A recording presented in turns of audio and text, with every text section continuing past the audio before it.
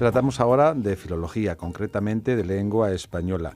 En el estudio me acompaña Nuria Polo Cano, que es profesora en el Departamento de Lengua Española y Lingüística General de la UNED. ¿Qué tal, Nuria? Un saludo, bienvenida. Hola, muchas gracias. Bienvenida a tu espacio ya. Es un placer estar aquí siempre. Yo creo que es un placer también contar con gente que de verdad le gusta la radio, le gusta transmitir, comunicar a través de esta herramienta que tenemos como es la radio en una universidad, porque esto nos permite además comunicarnos con profesores, profesoras de otras universidades, saber las inquietudes y yo creo que actualizar conocimientos, sobre todo en la investigación, ¿verdad? Así es. Por la inmediatez del medio y por la facilidad que nos da. Y esas cualidades las ha aprovechado Nuria Polo y ha invitado a una profesora de Portugal, de la Universidad de Coimbra, que es Filipa Martins Baptista Lá. Diré Filipa Lá porque es como se conoce y es más fácil para todos, ¿verdad, Filipa? Sí, verdad. Muchas gracias por invitarme. Pues un saludo y bienvenida a este espacio que espero que te encuentres cómoda y nos comentes, bueno, pues tu investigación, tu trabajo y tu desarrollo a lo largo de todos los años, porque sé que es mucho y muy, muy valorado. Oh, muchas gracias por tu interés. Pues yo he venido para la área de investigación de la voz porque creo que desde muy pequeña que la voz me encanta. He empezado a cantar en la iglesia con 5 años.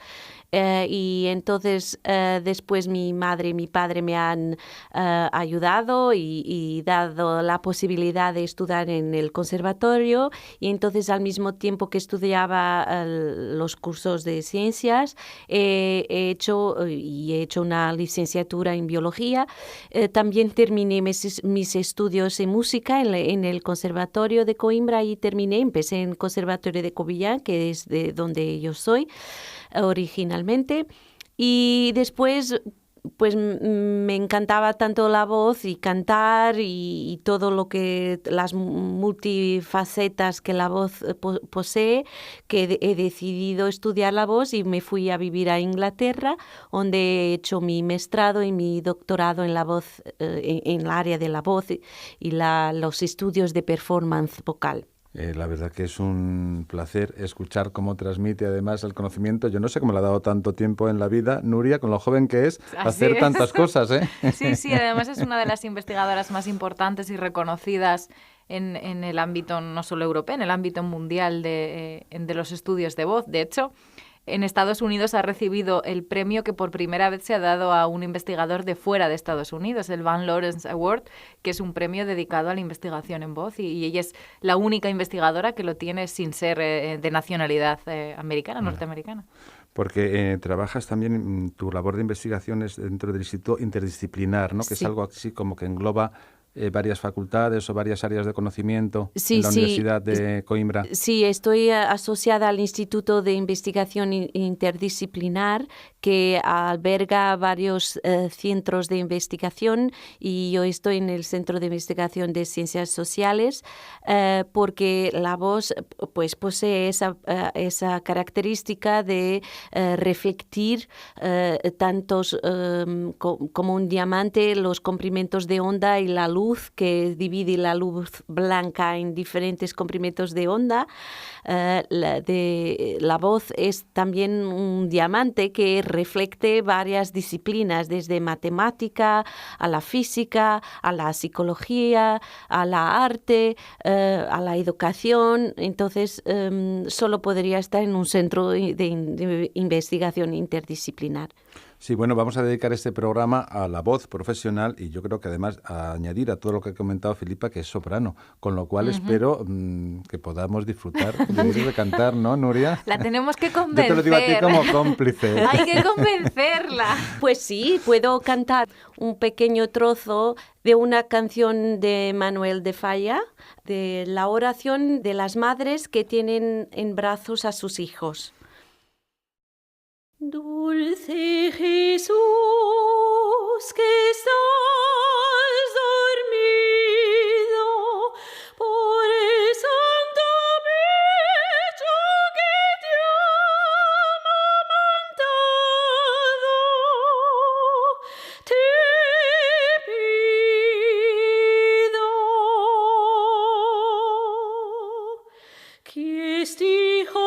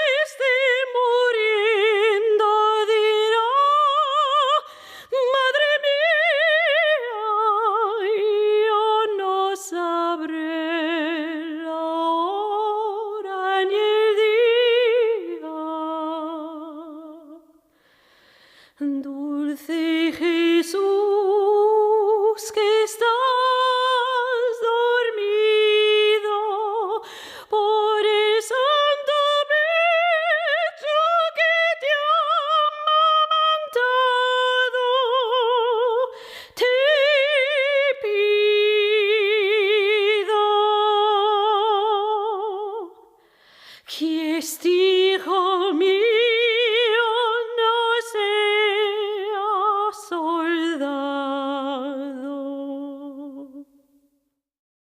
Lo puedo hacer mejor, ¿eh? Bueno, sin calentar la voz y sin Exactamente, nada. ahí, totalmente improvisado. Yo creo que es un regalo que nos hace, la verdad, Felipa, gracias a tu generosidad, porque yo creo que es un poco así, forzar, así sin más, pero vamos, muchísimas gracias, de verdad. De nada. Es una maravilla. ¿Qué es un profesional de la voz? Para entrar en materia. Y un profesional de la voz es una persona que usa su voz de forma intensiva o que requiere características particulares en su voz. Entonces, un profesional de la voz es un locutor de radio, es un profesor, es un político, es un padre, un cura, es pues un cantante de ópera o de música clásica o de música tradicional o de teatro musical o de fado o de otro estilo musical. Es también un periodista, es también un abogado, incluye una diversidad de profesiones, es también un vendedor, un recepcionista, una persona que trabaja en un call center. Entonces hay un tercio de la población mundial es un profesional de la voz. Has hecho, la verdad, una descripción, yo creo, muy grata de lo que es un profesional de la voz, de la gente que utilizamos la voz como herramienta de nuestra profesión, pero yo estaba dudando, digo, yo no sé si somos conscientes de lo que utilizamos la voz, si se trabaja, si se educa, si se mantiene, si se mima en general. No, y estamos a años luz de lo que se debería hacer. Si vamos a ver, no sé si pasó igual en España, pero en Portugal en los años 80 se ha hecho una campaña muy fuerte de prevención de patologías de los dientes. Entonces se fuera a las escuelas, había campañas en la televisión diciendo que debes limpiar los dientes, ir al médico de 6 en 6 meses. No es solo cuando te duele el diente, pero para ver si está todo bien, para prevenir. Se apostó mucho en la prevención. Y con el profesional de la voz no ocurre eso, no se apuesta en la prevención. Y también cuando hay un problema vocal, el apoyo jurídico de que la patología puede ser un problema ocupacional es muy limitado. Entonces, estamos muy, muy lejos de lo que deberíamos estar haciendo con nuestra voz. Porque, por ejemplo, en un profesional de la voz que es cantante, si tu voz tiene un problema vocal, eso puede, si tienes un problema vocal, eso puede ser el principio del fin. Puedes terminar tu carrera. Y si tomas, por ejemplo, una pastilla porque tienes otro problema que no es vocal, pero que va a afectar tu voz, eso también puede ser el final de tu carrera. Entonces, hay un conjunto de situaciones que no están abrangidas por la ley, que podrían proteger el profesional de la voz, y también un conjunto de medidas que se debería investir para prevenir los problemas vocales y para prevenir los gastos que se tienen en la salud a cuidar los profesores, por ejemplo, que se quedan sin voz y que no pueden ir a trabajar y tienen que meter una baja y ser sustituidos. Entonces, si apostar en la prevención, en la educación, eso también sería bueno porque se popaba en la salud. Sí, yo creo que ha hecho un reflejo, ¿verdad?, de lo que pasa habitualmente, porque no nos damos cuenta. Nuria, acudo a ti también, porque en los profesionales de la voz, los docentes, yo creo que hay, no sé, estoy pensando, a lo mejor no universitarios, porque dicen, hay que dar muchas voces si son niños pequeños o no sé qué, o hay mucho ruido, pero es verdad que las patologías o se tratan o cuando ya han venido y cuando ya has perdido la voz y tienes que estar a lo mejor reeducando la voz, pero habitualmente no hay una prevención, ¿verdad? No, es lo que he comentado antes de la situación de Portugal. En España es exactamente igual. Solo hay esa preocupación de el cantante que usa su voz para ganar dinero. El profesor sí que usa su voz como una herramienta, pero no es con la que gana dinero. Entonces, no se da importancia a eso. Y es lo que ha explicado ella. Si luego tiene que coger una baja y que pagar a otra persona, eso al final repercute en toda la sociedad. Y si podemos evitar, primero, para que los profesionales en general tengan una buena salud, y después toda esa prevención para mejorar todo el sistema. Y además, como educación, cuando se va a trabajar eso, utilizando la voz, ¿no? En el caso de los docentes, por lo general, vamos. En las consultas de logopedas en España, los principales pacientes son profesores. Lo mismo pasa en Portugal. Pero yo no sé si además es como dice, bueno, es que yo soy más débil o más flojo o algo así, a lo mejor a mis compañeros o mis compañeras no les pasa. Parece que es como que no eres consciente del problema, yo creo, colectivo, ¿no? Claro. Que supone eso. Igual que hay que hacer un curso, por supuesto, de adaptación pedagógica, sea de la materia que seas, que es lógico, es comprensible. Eso es, sí. Pero yo creo que o cuidados o prevención de ese tipo de problemas, sí, ¿no? Porque los problemas que surgen con la voz profesional no solo están relacionados con el uso de la voz per se, pero también con los ambientes acústicos en que tienes que usar tu voz. Por ejemplo, las escuelas no están preparadas acústicamente para usar tu voz porque hay mucho ruido y hay que usar una voz más fuerte, de mayor intensidad, y eso es un riesgo para una patología.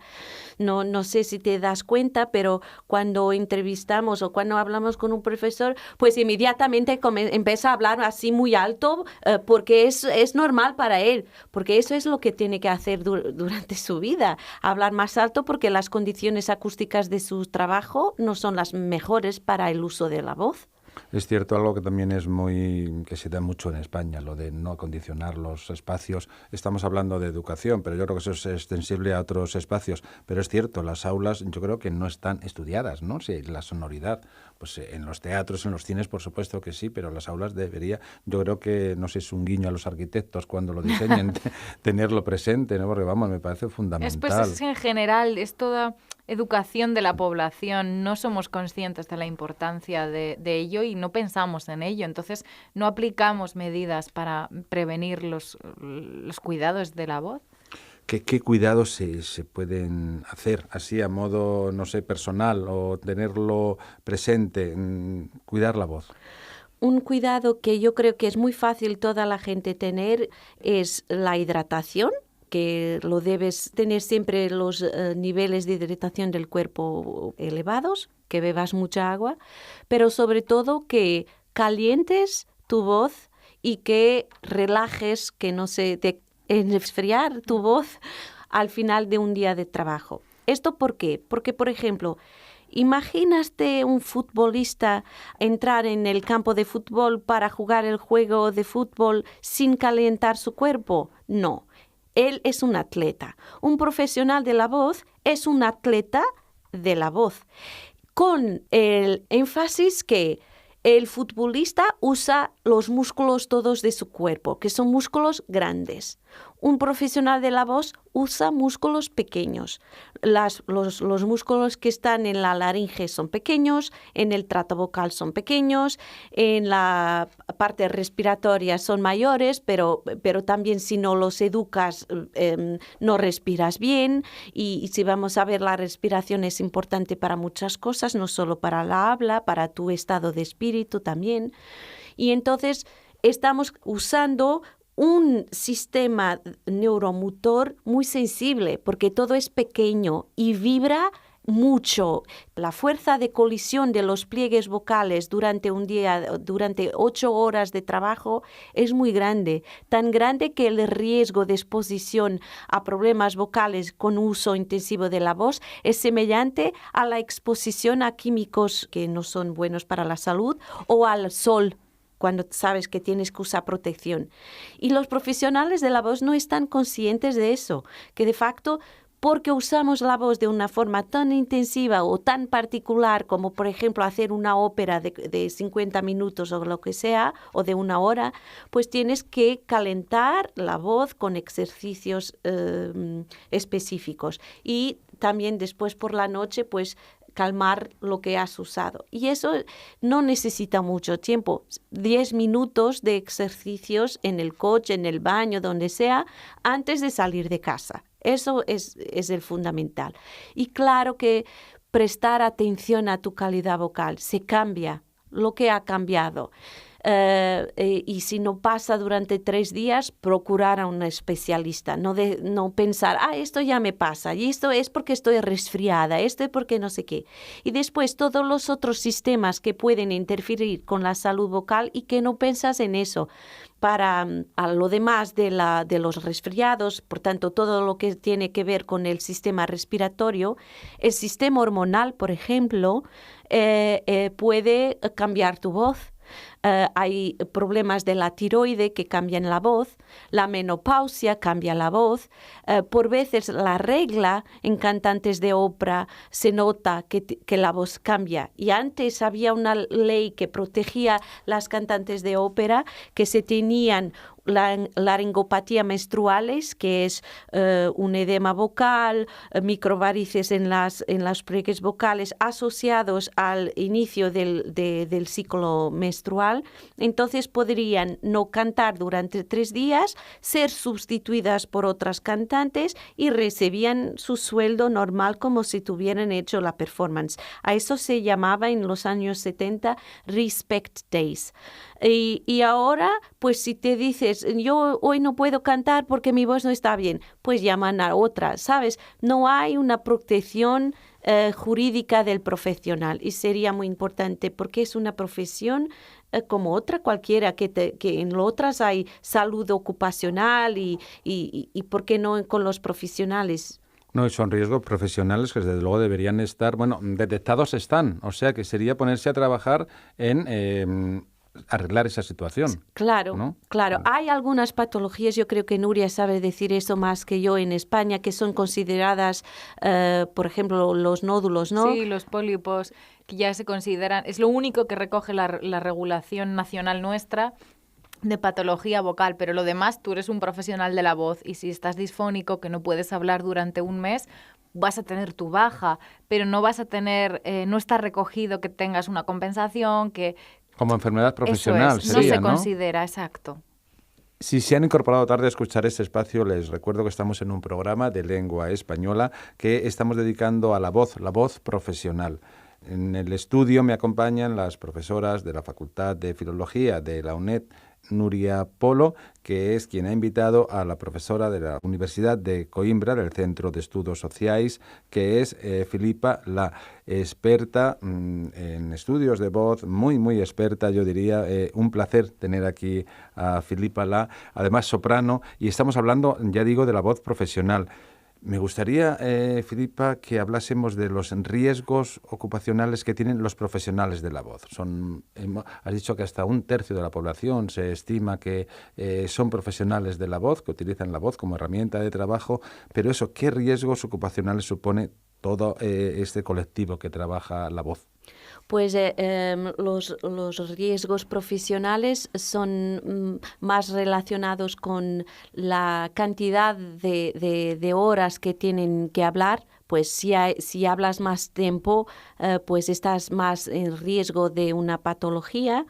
También los ambientes, si tienes que hablar en ambientes ruidosos, como tienes que hablar más alto, entonces eso también es un riesgo porque cuando hablas más alto, la presión subglótica, que es la cantidad de fuerza, digamos así muy simplísticamente, que necesitas para poner los pliegues vocales a vibrar es mayor y entonces la fuerza de colisión de los pliegues vocales cuando hay el cierre, porque los pliegues vocales se abren y se cierran para producir la voz, vamos a decir un sonido primario. Sí, y entonces si tienes que hablar más fuerte, pues esa fuerza de colisión es mayor.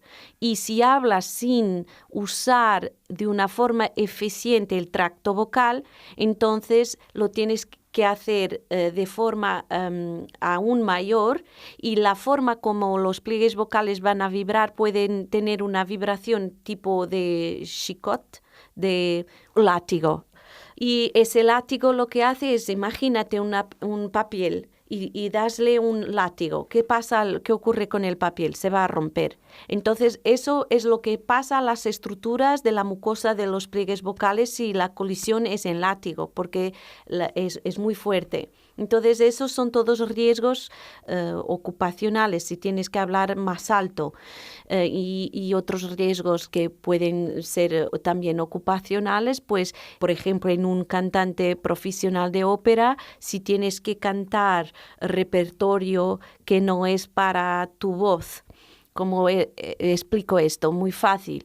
Tienes, por ejemplo, un futbolista y un atleta que es corredor de 100 metros, ¿vale?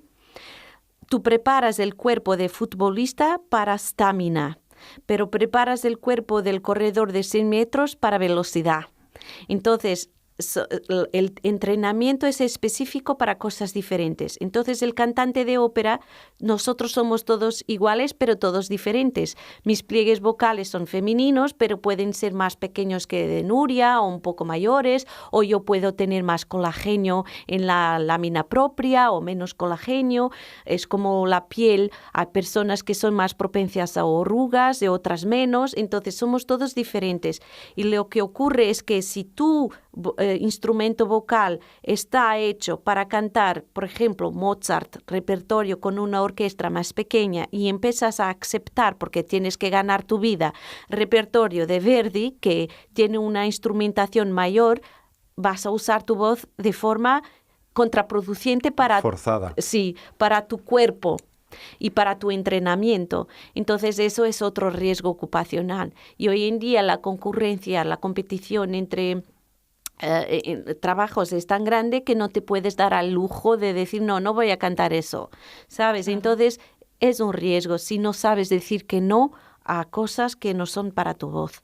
Y además todo esto es especialmente problemático o tiene una repercusión mayor en el caso de las voces de las mujeres en distintas profesiones y por las causas hormonales que hablaba antes Filipa. Por ejemplo, se sabe que las mujeres directivas, las que tienen unos puestos de poder o políticas, tienen que usar una voz con un tono más grave como para transmitir a través de su voz, no tienen que hacerlo, sino que lo hacen, para transmitir a través de su voz que lo que estoy diciendo es importante, yo soy la que manda, me tenéis que... Como decisión, autoridad, eso es, rasgos y también como un rasgo que se acerca a la figura masculina, que tiene una voz más grave y que tradicionalmente es la figura de poder. Entonces, estar modificando tu manera natural de fonación te va a añadir un riesgo, te va a añadir problemas. Y también, por ejemplo, la mujer debería reverse la profesional de la voz que tiene que trabajar en los años de pre y posmenopausia.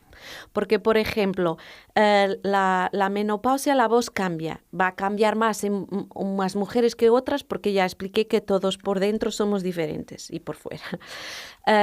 Y entonces lo que se pasa es que se espera de esa mujer que pueda continuar a trabajar y hacer lo que hacía antes de igual forma, no obstante las diferencias que hay.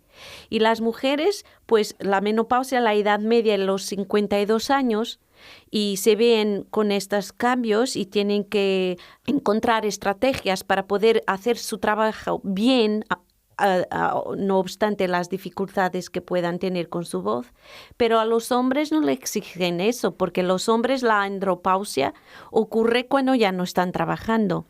Entonces, esto todo tiene que ser muy bien pensado, porque exigimos de la mujer el mismo que se exige del hombre en una profesión de la voz, pero no se tienen en cuenta que el sistema endocrino de la mujer es muy complejo por la reproducción y que por eso debería tener condiciones especiales que si se prueba que efectivamente su voz no está en sus perfectas condiciones porque se está cambiando con la menopausia o con el embarazo o con otro problema hormonal que no sea de origen reproductiva, pero endocrina, y ahí el hombre va a ser igual, pero que se tenga en cuenta que la mujer naturalmente, por tener este sistema reproductivo complejo, va a tener estos puntos en su vida de cambios vocales y le exigen el mismo y a lo mejor no deberían. Sí, una última pregunta porque estamos agotando el tiempo, pero me surge una duda. ¿La calidad vocal puede interferir en la empleabilidad de una persona? Oh, yo Felipa. creo que sí. En los profesionales de la voz sí. ¿Cómo vas a emplear un periodista que habla mal? No digo que habla mal.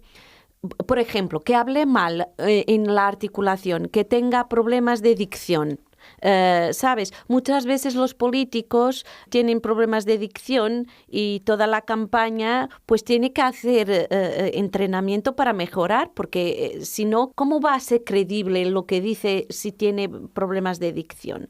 O sea, si tiene problemas con el velo, el paladar y habla sinónimo. Entonces, esto sí que va a interferir con la posibilidad de tener un empleo, sí. En la televisión es diferente porque la imagen yo creo que se sobrepone a la voz, porque los rasgos visuales son más importantes que los rasgos auditivos. Pero en la radio, por ejemplo, que solo tienes la voz, o en los doblajes, o que no haya rasgos visuales, pues la voz te dice todo.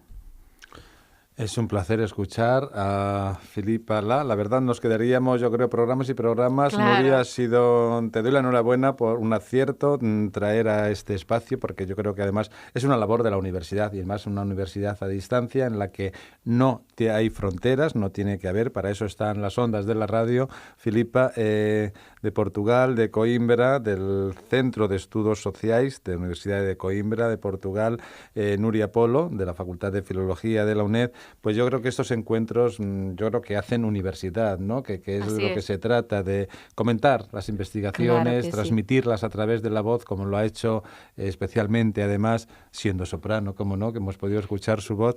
Y un placer, y los micrófonos de esta casa queden abiertos hasta cuando coincidamos otra vez Y aquí. enhorabuena por este espacio, porque yo creo que es una forma muy importante de también llegar, de establecer un puente entre la universidad y la comunidad.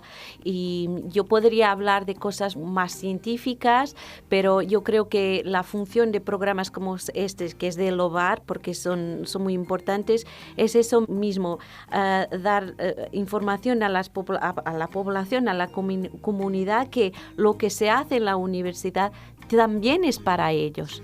Debe trascender y debe ser comunicado, yo creo, y es Sí. la función de divulgar. Claro. Pues muchas gracias y hasta una nueva ocasión. Hasta pronto. Hasta Gracias. pronto.